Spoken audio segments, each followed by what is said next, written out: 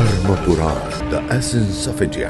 आध्यात्म, संस्कृति, संस्कार, जीवन का आधार। द्रौपदी के चीरहरण के वक्त स्त्रियां भी उपस्थित थीं।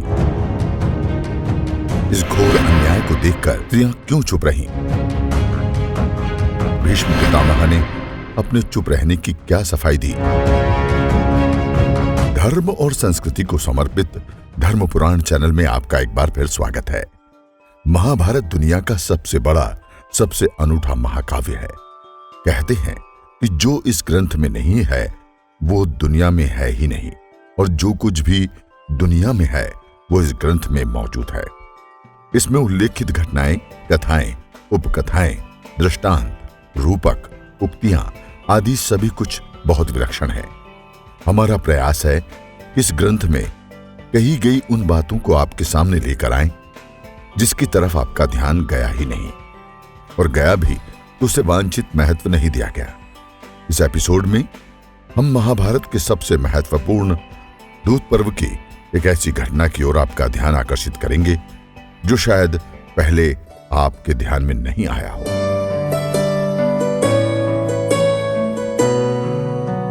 मित्रों, इस पर्व की बहुत सी बातें तो इतनी अधिक प्रचलित हैं कि कम से कम हिंदू धर्म को मानने वाला लगभग हर व्यक्ति उन्हें जानता है। उसने अगर इन्हें नहीं पढ़ा है तो कहीं न कहीं उन्हें सुन रखा है। टेलीविजन में महाभारत पर अनेक सीरियल बन चुके हैं जिनके माध्यम से भी लोगों को इन घटनाओं की जानकारी मिल गई है।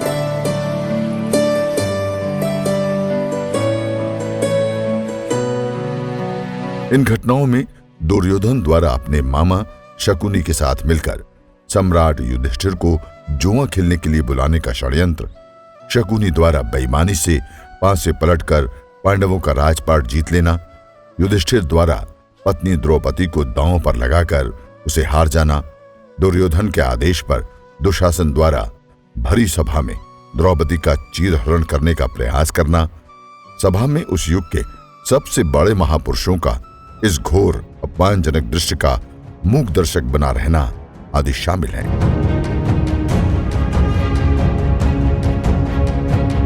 लेकिन सबसे बड़ी बात शायद आपके ध्यान में नहीं आई, वो ये है कि द्रौपदी के चीरहरण के समय सभा में स्त्रियां भी मौजूद थीं और वे सभी खामोशी से उसे देखती रहीं।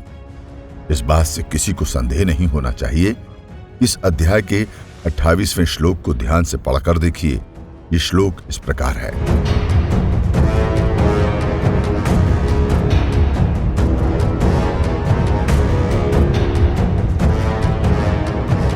इसका अर्थ ये सुनकर द्रौपदी का हृदय अत्यंत दुखित होने लगा। उसने अपने मलिन मुख को हाथ से पोंछा, फिर उठकर आर्त अबला उसी ओर भागी जहां बूढ़े महाराज धृतराष्ट्र की स्त्रियां बैठी हुई थीं। यानी जब द्रौपदी का चीरहरण करने की कोशिश की जा रही थी उस समय धृतराष्ट्र की स्त्रियां भी मौजूद थीं। यह स्पष्ट नहीं है कि उनमें उसकी पत्नी गांधारी थी या नहीं, लेकिन स्त्रियां तो थी ही।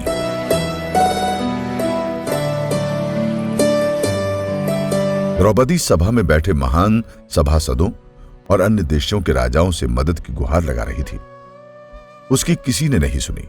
द्रौपदी ने सबसे सीधा प्रश्न किया था कि जब युधिष्ठिर खुद को हार चुके थे तो उनके द्वारा पत्नी को दांव पर लगाया जाना धर्मसम्मत था ही नहीं। यही प्रश्न उन्होंने सभा में उपस्थित स्त्रियों से भी किया था, लेकिन उन्हें कोई जवाब नहीं मिला। सभी चुप रहे। हालांकि यह भी लिखा गया कि उस समय वहां जितने सभासद उपस्थित थे उनमें से कर्ण, शकुनी और दुर्योधन को छोड़कर अन्य सभी लोगों को सभा में इस प्रकार घसीटी जाती हुई द्रौपदी की दुर्दशा देखकर बड़ा दुख हुआ। लेकिन दुखी होना ही पर्याप्त नहीं होता। उन्होंने इसके विरुद्ध आवाज क्यों नहीं उठाई? चाहते तो इस घटना को रोक भी सकते थे।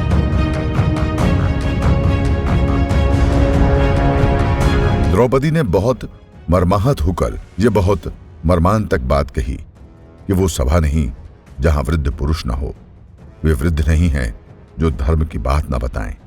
वो धर्म नहीं जिसमें सत्य न हो, और वो सत्य नहीं है जो छल से युक्त हो।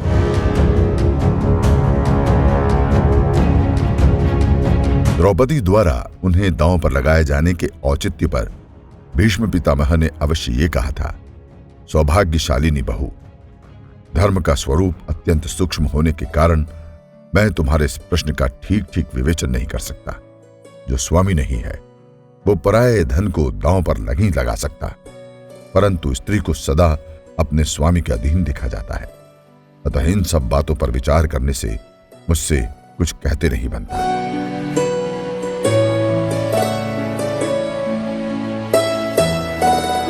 इससे एक बात यह तो स्पष्ट होती है कि उस समय पत्नी को पति की संपत्ति माना जाता था, लेकिन इसे जुए में दांव पर लगाना तो सरासर बेशर्मी की बात है। युधिष्ठिर जानते थे कि शकुनी की बेईमानी से दांव भी वो हार जाएंगे। इसके बावजूद उन्होंने द्रौपदी को दांव पर लगा दिया।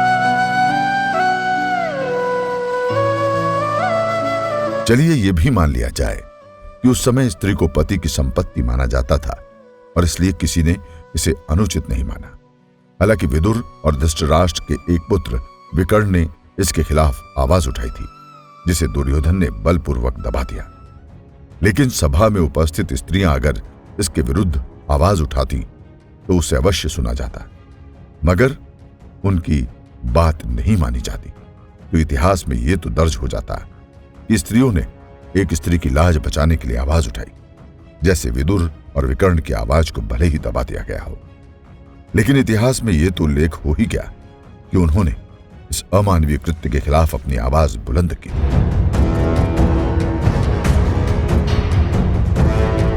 अगर भगवान श्री कृष्ण ने अपनी अलौकिक शक्ति से द्रौपदी की साड़ी को निरंतर बढ़ाकर उनकी लाज नहीं बचाई होती तो वह अपने परिवार के बुजुर्गों और अन्य देशों के राजाओं के सामने पूरी तरह नग्न ही हो जाती। भगवान श्री कृष्ण ने इन सभी कथित महापुरुषों को महाभारत के युद्ध में एक तरह तमाचा सा मारा था। जब श्री कृष्ण ने शपथ ली कि वो युद्ध में शस्त्र उठाकर सक्रिय रूप से भागीदार नहीं होंगे, लेकिन एक अवसर जब भीष्म पितामह किसी के भी वश में नहीं आ रहे थे तो श्री कृष्ण रथ का पहिया लेकर उन्हें मारने दौड़े थे।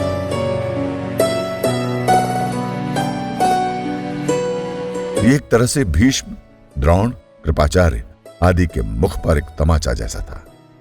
ऐसा करके भगवान ने यह जताया था कि एक स्त्री की रक्षा से बड़ा कोई धर्म नहीं है।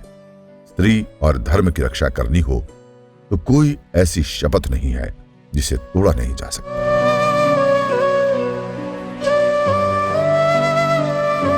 मित्रों, यह परंपरा आज भी काफी हद तक जारी है।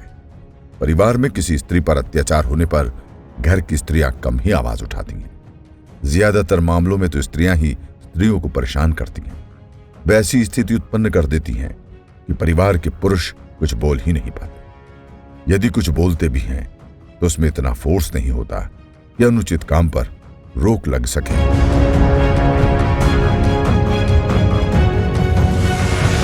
देखते रहिए धर्म पुराण। यदि आपको ये वीडियो पसंद आए तो कृपया लाइक करें, सब्सक्राइब करें और बेल आइकन को जरूर क्लिक करें।